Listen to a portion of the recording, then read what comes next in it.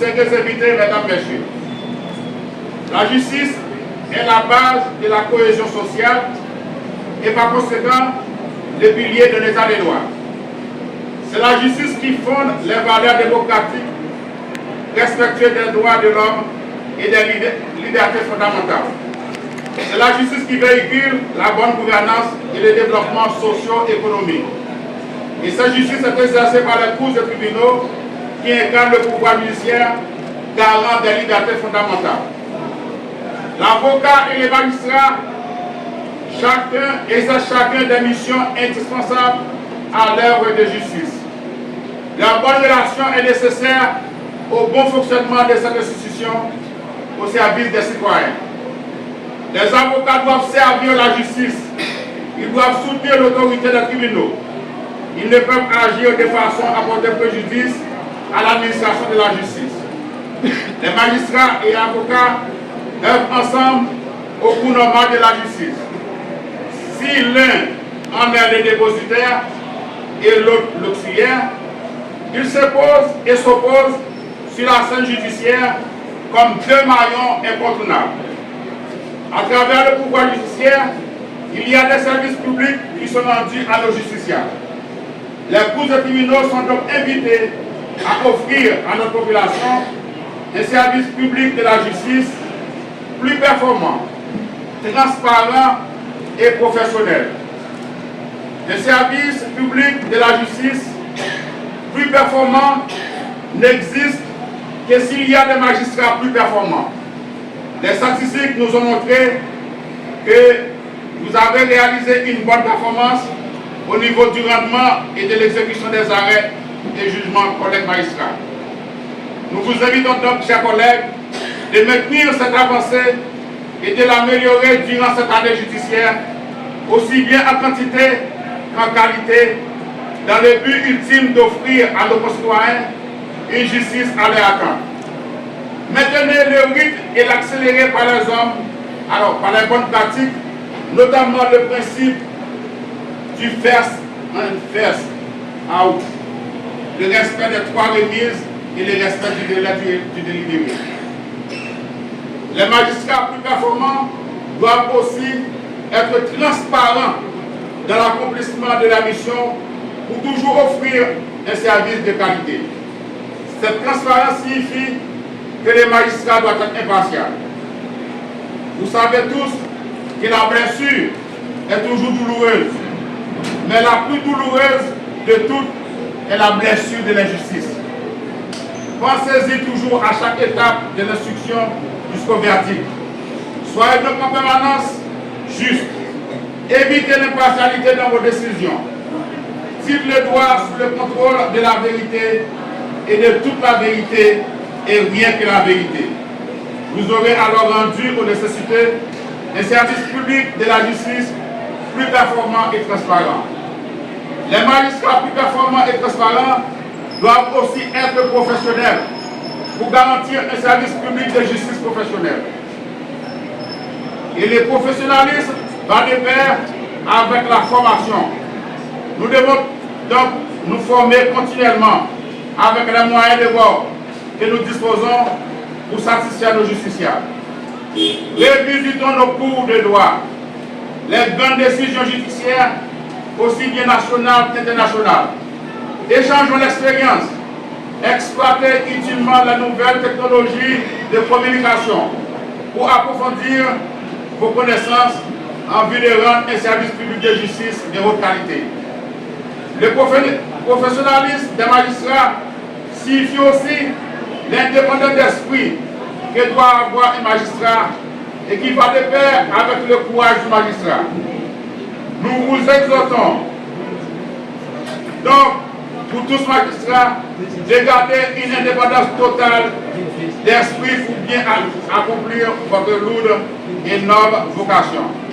Cela nécessite beaucoup de courage et vous devez constamment y parvenir car vous savez très bien qu'on n'exerce pas une profession mais un sacerdoce.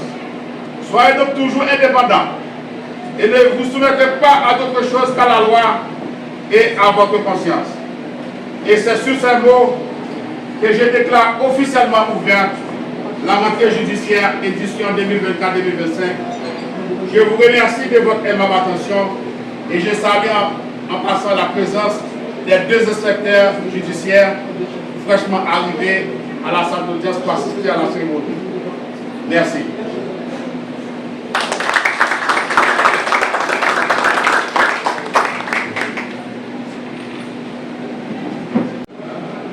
Monsieur le commissaire divisionnaire,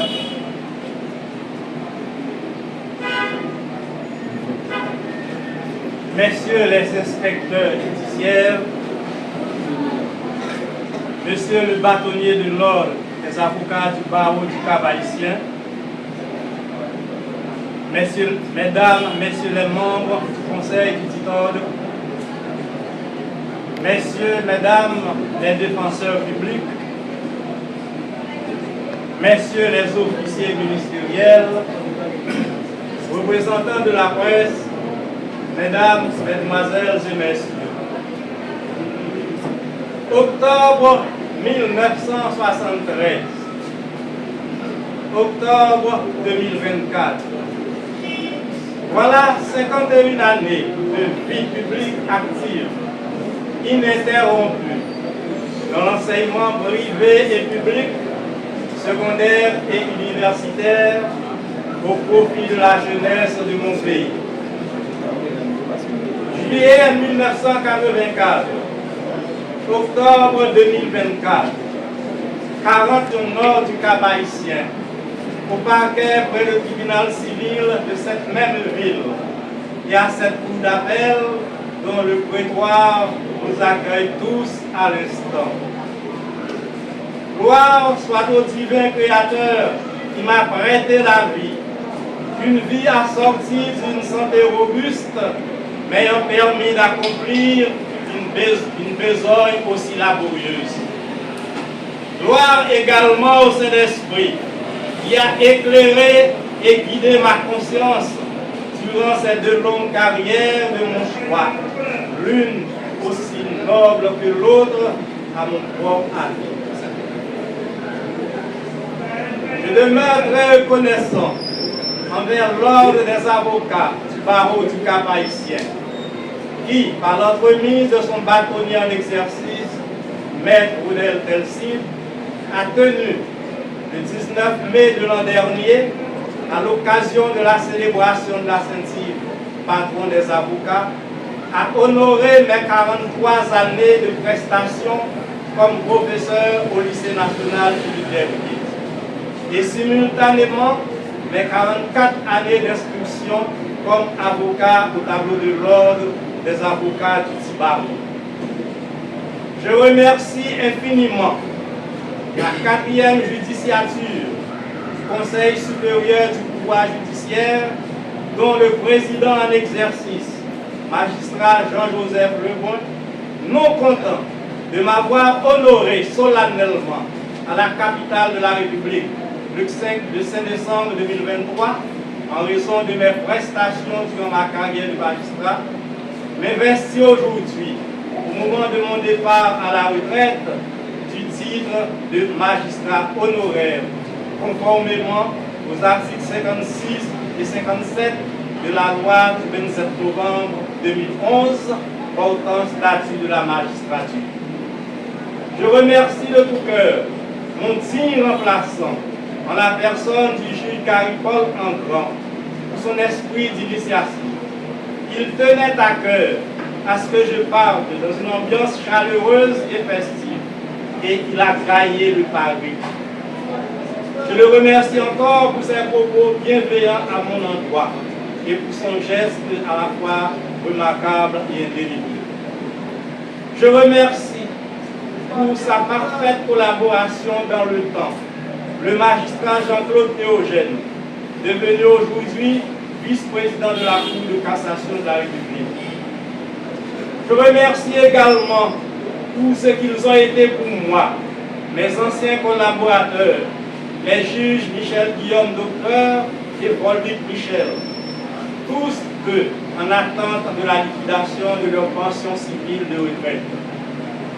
Je remercie également mes ex-collègues les collègues de travail formant la composition plénière de la Cour ce matin, ainsi que les dignes représentants du ministère public, pour leur collaboration sans faille et leur contribution méticuleuse au succès de nos travaux et à la renommée nationale de la Cour. Je leur demande donc de toujours maintenir la dragée haute. Je présente mes chaudes félicitations au juge Audin Joseph que voici, qui part aujourd'hui même comme moi à la retraite, après avoir servi sa terre natale, entre autres, comme juge de paix de la section sud du Cap-Haïtien, comme représentant du ministère public près le tribunal de première instance de Port-Liberté, et comme juge et juge d'instruction, puis comme doyen du tribunal civil de Hinche.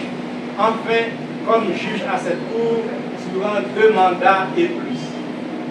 Je félicite le personnel administratif et le personnel de soutien qui constituent la cheville ouvrière indispensable sans laquelle rien n'aurait été réalisé. Je remercie en fin de compte ma progéniture et ma compagne pour leur stimulation inconsciente de mon ardeur quotidienne à la besogne et pour en avoir supporté consciemment ou inconsciemment le fruit. Je termine en disant un grand merci à tout ce beau monde ayant bravé ce midi les rigueurs de l'automne, rien que pour nous réchauffer le cœur. Encore merci.